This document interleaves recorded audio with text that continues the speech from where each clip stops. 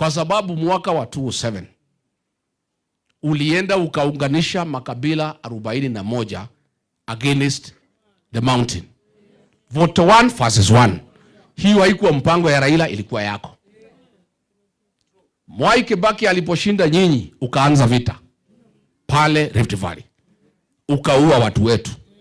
Ukaua wamama, ukaua watoto. January 28 kanisa ya Kiambaa, ukatuma Faruk akachoma wamama na watoto kanisani. Watoto walijaribu kutoka, Faruku na watu wako wakawachukua wakawarudisha ndani ya kanisa. Kwa hivyo hawa watu ya mlima walikuwa na wasiwasi. Mimi ndio nilikusanitize. I sanitized you. Nikazunguka mlimani. Nikaambia watu siku hizi umetubu dhambi zako na umeokoka. Na tukasema tukusamehe mauaji ya wamama na watoto Kiambaa. Na hawa watu ya mlima wakanisikiza mimi. Isipokuwa mimi nilizunguka to sanitize you, hungepata kura hapa mlimani. Na mimi nikaambia hii watu ati wewe ni muungwana. Kufika pale ukatugeuka, ukatusaliti na ukatudanganya. Ukasema utatuweka pesa mfukoni, ile kidogo tulikuwa nayo ukachukua. Ukarudi pale ukarudia ile tabia ya kuua watoto. Vile uliua watoto Kiambaa, ukashika jenzi ukaua. Wale hawakukufa ukasema wapigwe risasi mguu. Mimi sasa ndio nikaanza kuona umeanza maneno mbaya. Ukaanza ile maneno ya Moi ya kugawanya mlima Kenya. Ukaanza kusema Mount Kenya East and West. Ukaanza kusema Kiambu itolewe mlimani. Nikakukataza. Ukaanza kufuta watu ya mlima Kenya kazi kwa polisi, KRA, Kenya Port Authority. Ukaanza kuangaisha jamii ya mlimani. Wewe mwenyewe ukaniambia na mdomo yako ya kwamba huwezi kubali ukiwa rais ati watu wakiwa wengi pia wakuwe na mali. Ukaanza kuangaisha hii jamii kiuchumi. Pesa nilikuwa nimepigania madeni ya kahawa 7 billion walipwe, nilipoondoka ukayutoa. Wewe rais, kwa sababu ya kuchukia watu ya mlima Kenya, nilipofanya vita dhidi ya pombe haramu nikafaulu, ukasabaratisha hiyo kazi na ukasema pombe yote baya iletwe hapa mlimani. Tunapoongea leo pombe imerudi hapa. Imerudi haijarudi? Na rais, wewe mwenyewe ndio umesema pesa itumanwe hapa mlimani. Umesema pombe ile mbaya iletwe hapa mlimani. Sasa ukijigamba pale Embu ati wewe ulijilete. Siku nilikuwa naleta wewe mlimani, huku unatumia pesa. Ulikuwa watu wanakukaribisha, wanakupigia ngemi, wanafurahi, unaongea, unaenda. Tangu nitoke, ukija mlimani lazima ulipe watu ndio wakusikize. Si ndio?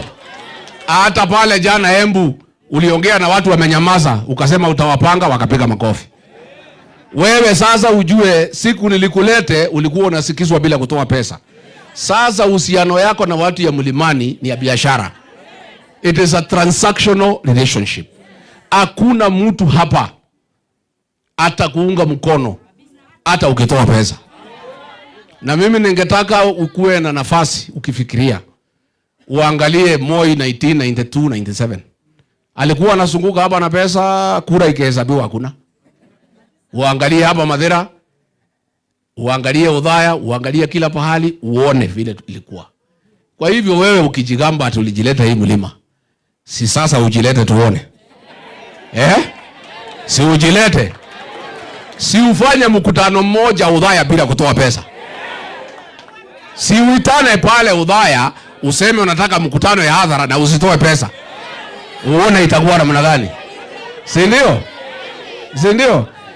Na mimi nikueleze, unajua yeye anafikiria ni mwerevu kuliko kila mtu.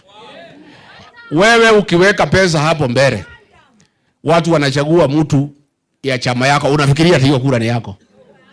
What? Na hii karao unatoa pesa ati ile kura hiyo mtu yako atapata kidogo, nafikiria ni yako. Joseph Kamotho alikuwa anapewa pesa na Moi. Anapiga campaign, anapata kula 8,000 Mathioya, anaanguka. Lakini Moi anapata kula 600. Hapa Mathira, Davidson Kogoro unampatia pesa anamwaga, anapata 10,000 votes. Moi anapata kula 700. Udhaya ulikuwa unasimamisha watu kupinga Mwai Kibaki. Mzee alikuwa anaitwa Titus Boga, Brigadier Thebere, na watu wengine wanatafuta, Moi anatafuta. Kibaki anachaguliwa bila kuweka posta. Si ndio? Si ndio? So nikuambia wewe Kasongo, hiyo ulikuwa unajigamba hapa Embu. Si ungoja ni next year. Wewe unasema ulijileta mlimani? Wewe ulikuwa ni mtu, hakuna mtu naamini wewe. Ulikuwa na damu ya watoto na wamama Kiambaa. Mimi Rigiji nikakusafisha. I sanitized you. I was your guarantor to the mountain. Mimi ndio nilikuwa nimekupatia guarantee. Uliponiondoa hiyo guarantee nikaondoa. Sasa hakuna mtu wako na wewe. Si ndio?